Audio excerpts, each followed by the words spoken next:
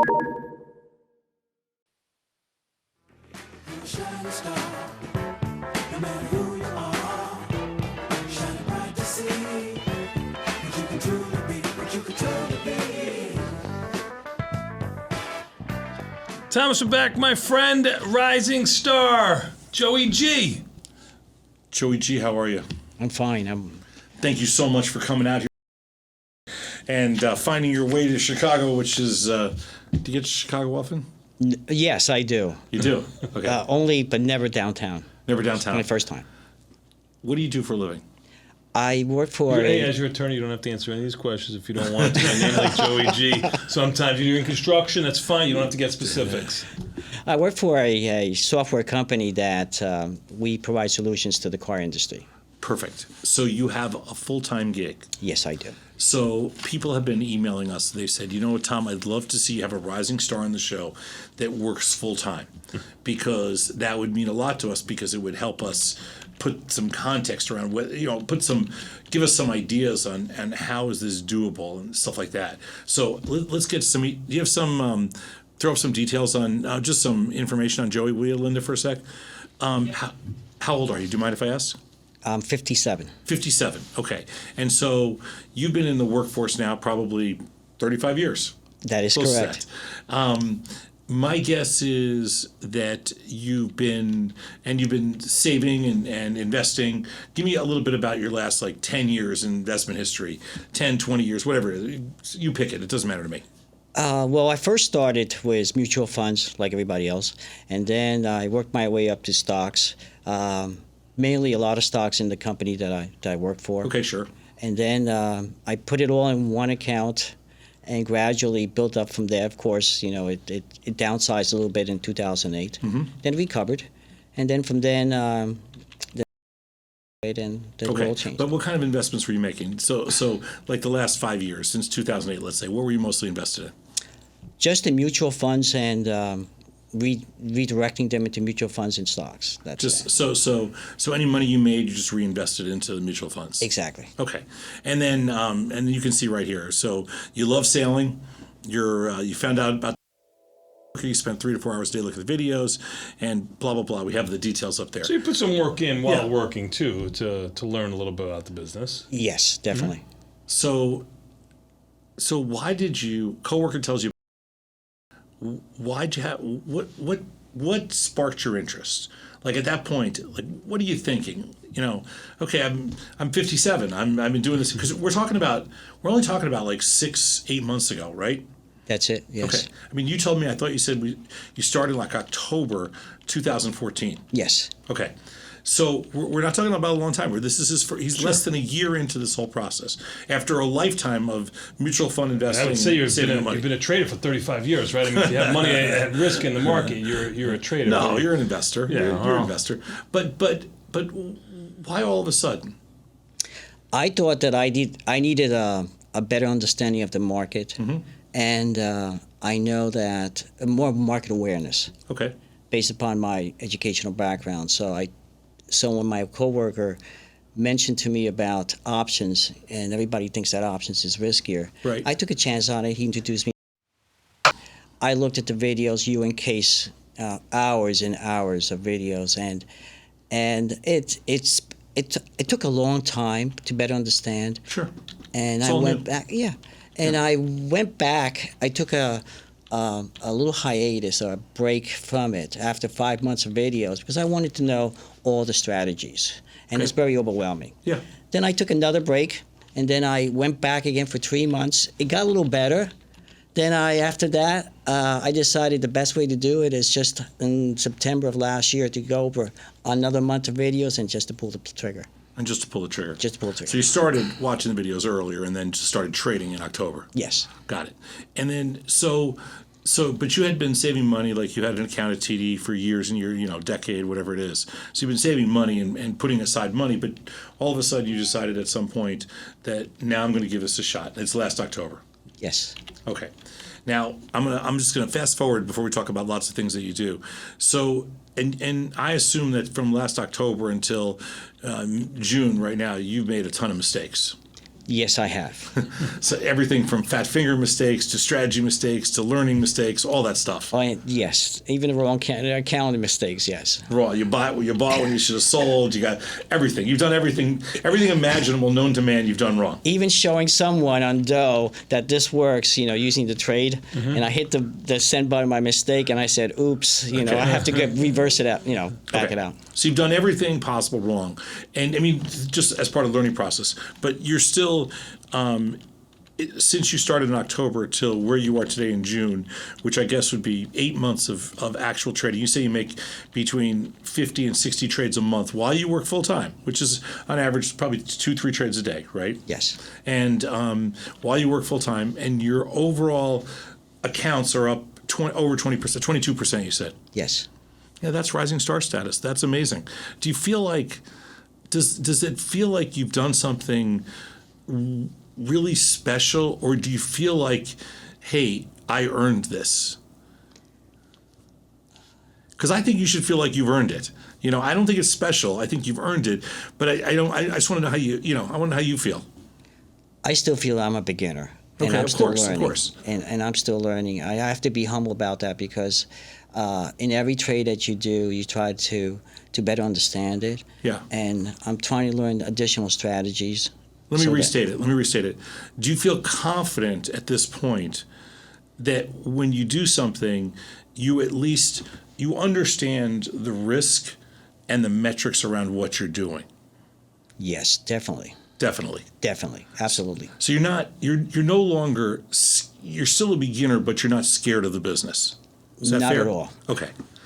Do you find yourself hearing the bullshit behind the news? Like when you hear somebody say something like, well, I love this stock. I think it's going to go up. Or I hate this stock. I think it's going to go down. Do you find yourself in the back of your head saying, what does he know about it?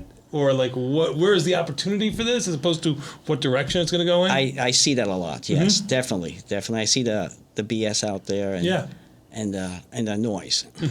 What do people think that you're either you're friends with outside of your friend that? What do other people think? Are you married? Yes, I am. What does your wife think of what you do now? She doesn't understand it at all. So. Okay, but is she Is she interested in what you're doing? Like, is this? I'm just curious. Like, how do you explain this kind of? When you're in your 50s, it's hard to change gears. It's you know what I mean. Like, you don't pick up golf at 57. It's hard. Like there are people looking at you like. Like, is your daughter, Dad, what are you doing? Or is it more like, hey, nice job? Well, she thinks I'm too into it, but they leave me alone as long as I'm doing the studies and watching the videos. Then I'm okay. What is your go-to? What do you think your go-to strategy is? When you say go to, Well, first of all, let me start. Let me put a little context for us. Can you say how much money you're trading with? yes, Okay, how much approximately? about 370, 340. Right now. 340. Yeah. So about 340,000. Do you have portfolio margin? Yes, I do. You do. So 340,000 with portfolio margin. That puts some context around it for everybody. So the numbers that makes all the numbers and the money made and everything else very real. What do you think your go-to strategy is? I feel that portfolio margin has helped me. Of course. tremendously, Of course. There's no question about that. What I like to do is consolidate my accounts into all one, so Right. that eventually I'll have that. I don't know if that's No, the no. question. I'm talking about like strategically. Like, what do you think your go-to like strategy? Are you primarily?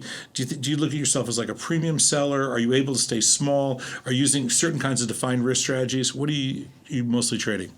Definitely premium sellers. Okay. I'm a premium seller, and at the same time, I definitely on undefined risk. Okay, so you don't mind undefined risk. Oh, but not at what kind of? So give me an example of what kind of trades you make. Like, what would be a trade that you like? Are you selling puts? Are you selling calls? Are you selling both? Are you looking for put a little more Selling specific? to it. primarily puts.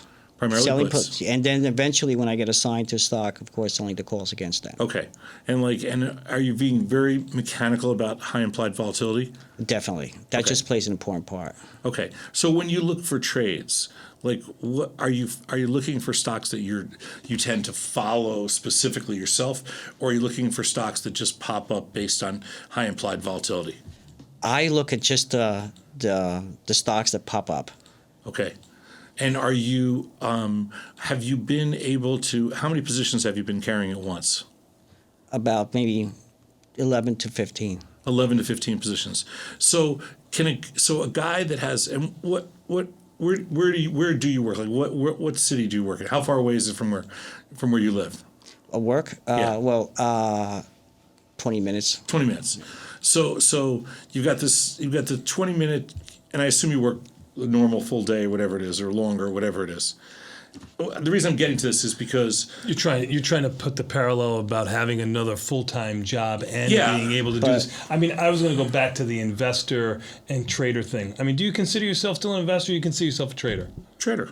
A trader. Really? I really consider him an investor.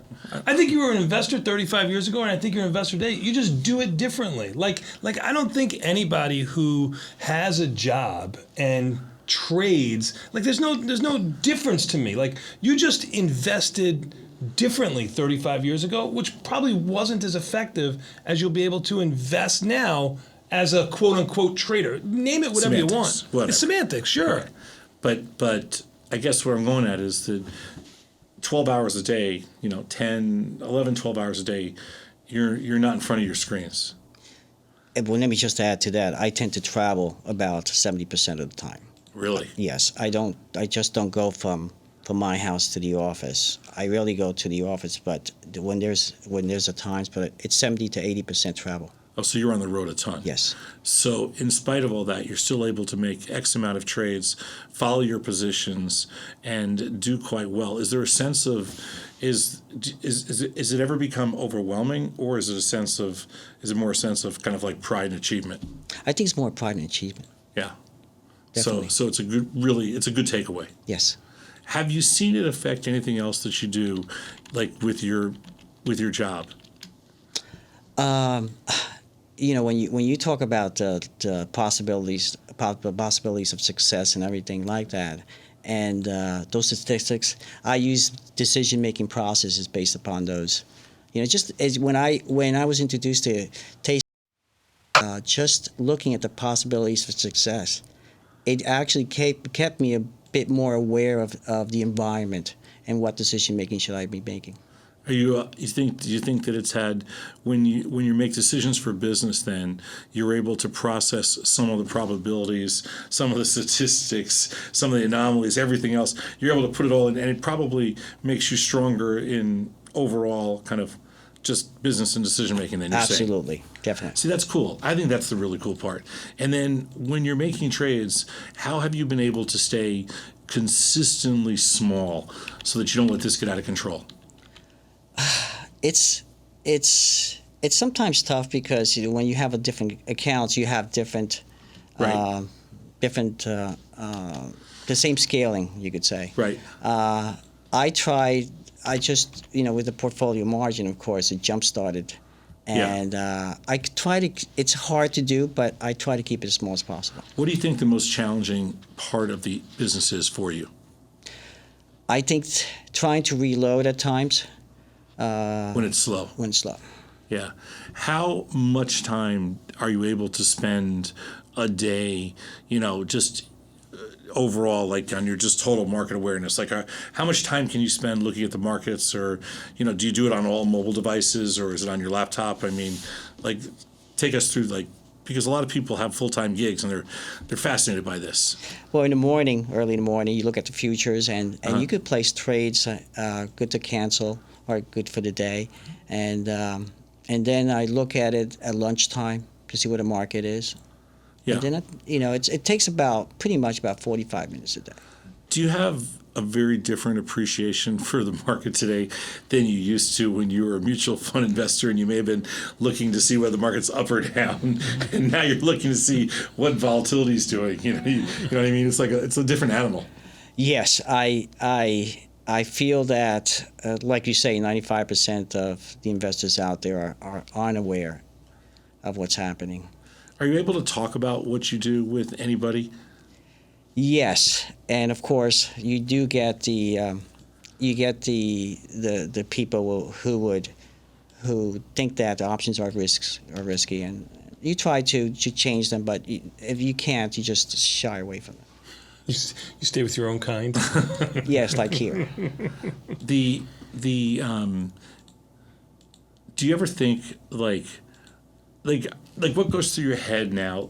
Do you foresee a time when you're thinking this is just too much of a burden for me, or do you foresee a time when do you think to yourself, hey, man, I could have been doing this for the last 20 years. Like, I'm just curious what goes through your head, like, I am so excited that I've been doing this for just 7 months, and 7 months of actual trading, but you Exactly. started studying earlier. yes, Yeah. actually 2 years before that. So. Okay. But I feel that yes, one goes back and thinks that you could have done this before, but it's never too late. So you started looking at almost 2 years ago. Yes. Okay, so that's where that 5 months on a break and 5 months on a break. Yes. Okay, got it. So you really were diligent about kind of a lot of review. Yes. Okay, but when you started trading, it sounds like you didn't have any. First of all, it's a good market for what you're doing, so you didn't have any bad drawdowns, so it gave you the confidence. Right. Interesting. If you were to talk about some of the mistakes that you've made, what do you think the biggest mistakes are at this point? The biggest mistake was that I managed to lose it. What do you mean by that? I was actually, I wasn't aware what I was. I had a couple trades actually, where I didn't understand the concept. I was really losing on it, and the days to duration was pretty far in extent. So what I did was that I rolled it over, and I just didn't make. You didn't have a chance. I didn't have a chance at all. What stock was that? I'm trying to think. It was XLU. It was also DUK. Got it. So it's funny. Have you turned into one of these traders like us now that's pretty indifferent to stock name? Like most people that invest always think, oh, what are you buying? What are you selling? That kind of thing. We've become almost completely indifferent now. Like, you don't care what it is, do you? I don't care what it is. Yeah. I don't care what it is. That's very rare among investors anywhere, especially somebody that's been, actively in the markets for 7 months. I mean, not to care the underlying, but does your brain work are you mathematical in background? Not really, to tell you the truth. When I go into a position, I will look into the stand. You look at the implied volatility and whatever the tools that you guys offer.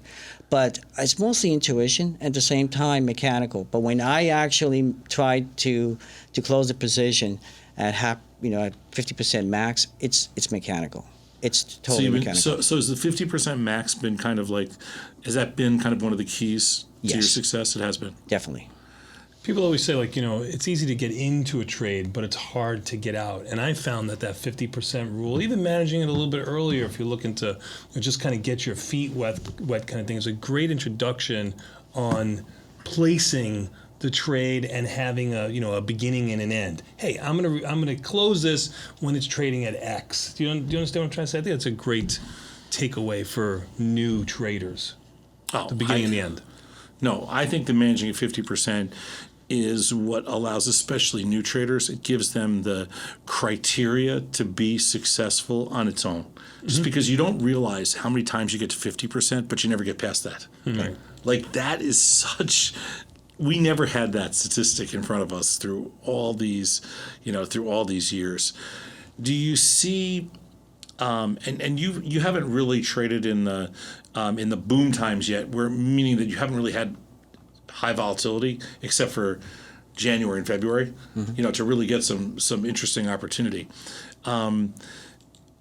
When you look at your positions of 10 or 15 different positions and you understand, essentially what you have to do in order to push this thing up a little bit over the course of the next couple of years, and you don't have to go at any speed other than what makes you totally comfortable, but do you think you'll be able to incrementally scale to commit more capital? Like, how much capital are you using right now of your capital?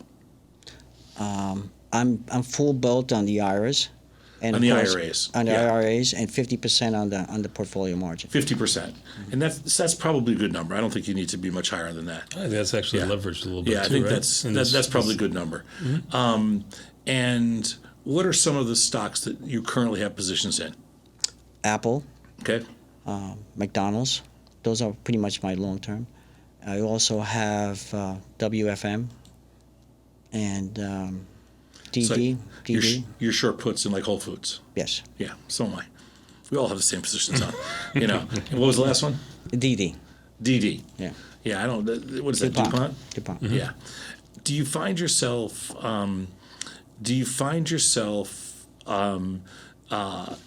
Really focused on? This is kind of like my couple last questions. But do you find yourself really focused on, like, liquidity first, implied volatility first? What's your checklist? My checklist first is IV rank, Okay. and then implied volatility. Okay. Definitely that. Yeah. Then you, of course, you have to look at I sometimes look at the open interest. Okay. It's not too of a big deal. Yeah. But as long as well, definitely the standard deviation. Right. So you get a guess on how much it's going to Exactly. move. Yeah. Is there a part of the business that is confusing to you still? Is there a part that's like, is there an unknown thing out there you say, I wish I understood this better? Sometimes the different strategies, like it could be the jade lizards and the strangles. I'm trying to get into it right now, especially on the earnings side. Yeah. So I like to do that. Yeah. He's a Joey G from Jersey. It's hard to say, but it's actually not that hard to say. Does people actually call you Joey G? Yes, they do. They do? Yeah. Even long before. Yeah. Joey G. Joey G. Did they call you Joey G as a kid? Just Joey. Just Joey. Okay. Joey G from Jersey, thank you so much for coming out here. I know it's a lot to ask to come out to our studios in Chicago. I hope you enjoyed yourself and We have free coffee. Oh, thank you. we certainly enjoyed having you here and listening to your story. So many people have asked us to bring on somebody that has that's like them, a full-time gig, 50s, the whole deal. And I think you've answered a lot of questions on whether or not somebody can pull this off. So thank you. Well, thank you for Appreciate it, having Joey. me. We're going to take a Appreciate quick that. break. We're going to come back in 90 seconds. We got the opening bell next. Shining star, no matter who you are, shining bright. What up, everybody? I hope you liked this video. If you want to see more from know you do, subscribe to our channel, watch some more videos, or check out our website.